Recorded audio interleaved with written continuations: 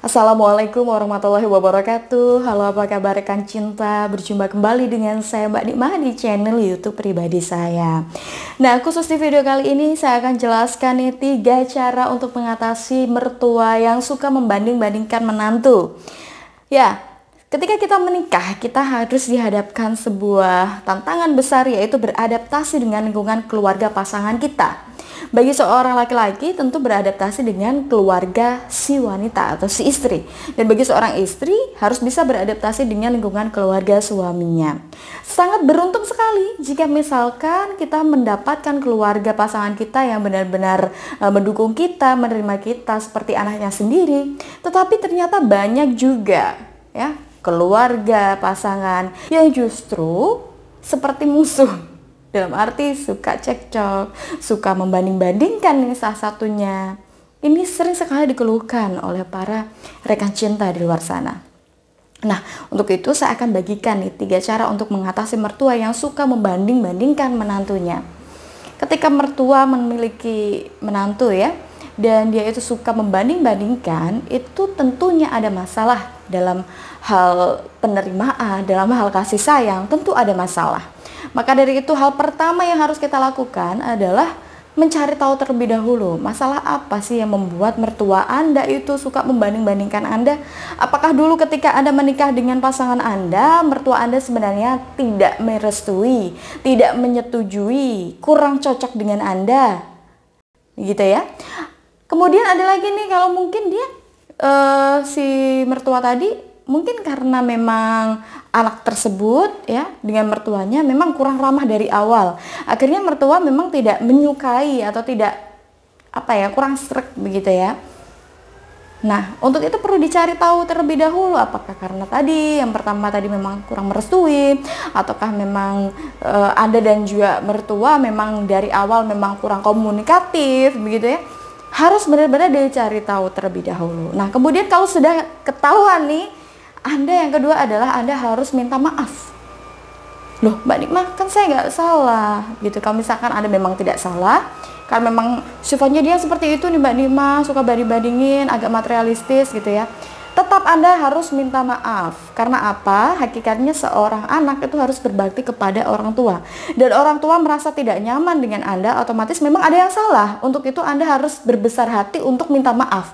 Walaupun bukan Anda yang salah. Begitu. Nah, tujuannya apa sih minta maaf di sini? Minta maaf di sini tujuannya adalah untuk membuka kembali tali kasih antara Anda dan juga mertua Anda. Hanya saja karena mungkin egois atau gengsi, akhirnya tidak ada yang minta maaf, tidak ada yang mau memulai untuk memperbaiki tali kasih tadi, sehingga hubungan antara menantu dan juga mertua itu semakin renggang. Begitu. Jadi memang harus minta maaf. Baik buruknya harus minta maaf, mungkin karena selama ini saya ada kekurangan, atau mungkin selama ini saya ada kesalahan yang baik disengaja maupun tidak disengaja, begitu. Jadi memang tetap harus minta maaf dengan tulus kepada mertua Anda, begitu. Kemudian yang ketiga adalah mengkomunikasikan dengan mertua Anda. Begitu. Apalagi kalau misalkan membanding-bandingkannya masalah ekonomi nih. Si menantu yang pertama itu sering ngasih uang, sering ngasih parcel, sering ngasih ya semacam sembako dan lain sebagainya. Tetapi si menantu kedua itu kurang memberi gitu ya, kurang memberi. Maka ketika itu yang dibandingkan oleh mertua Anda, maka komunikasikanlah. Komunikasikan bahwa memang kebutuhan Anda mungkin yang besar, kemudian kebutuhan anak juga yang besar, pendapatan pasangan Anda yang pas-pasan, sehingga membuat Anda belum bisa memberikan hal yang lebih kepada mertua Anda seperti yang dilakukan oleh menantu pertamanya.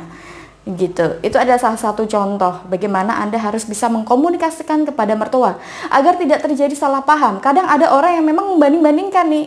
Si menantu pertama sering ngasih tadi, yang kedua itu agak pas-pasan sehingga tidak sering ngasih. Nah, dikiranya menantu kedua itu pelit.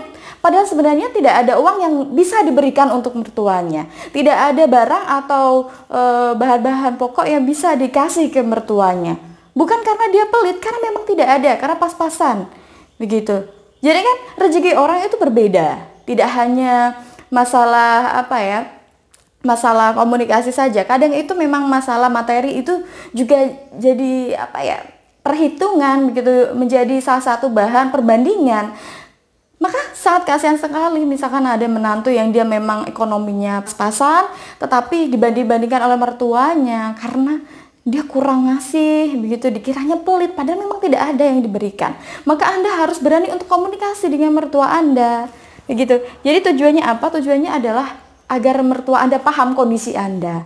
Nah, kalau misalkan sudah paham kondisi Anda, tentulah mertua Anda akan bisa menghargai Anda dan akan mengerti, tidak lagi membanding-bandingkan Anda dengan menantu yang lain. Karena kadang misalkan ya dilihat suami Anda mungkin ya pekerjaannya bagus, akhirnya kan sebagai orang tuanya dia merasa bahwa seharusnya anak dia bisa dong ngasih gitu ya, bisa dong memberi gitu.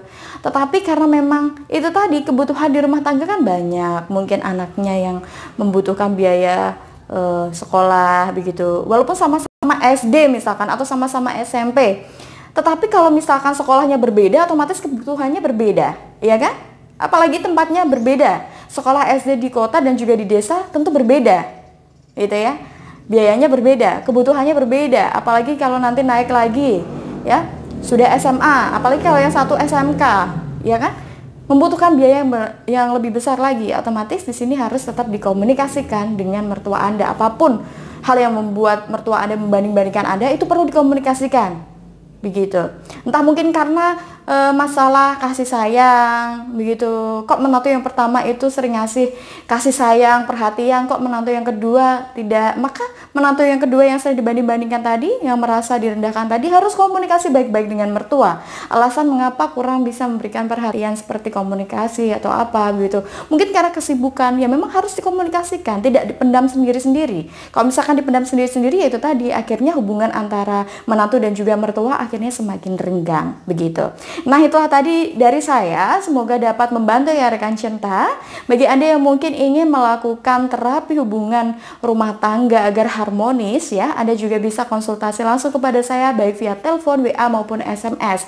Terapi ini juga bisa dilakukan khusus agar Anda bisa diterima dengan baik oleh mertua Anda di keluarga pasangan Anda. Nah, jangan lupa untuk terus saksikan video-video saya hanya di YouTube channel Nikmah Ashifa. Wujudkan bahagia dengan cinta. Wassalamualaikum warahmatullahi wabarakatuh.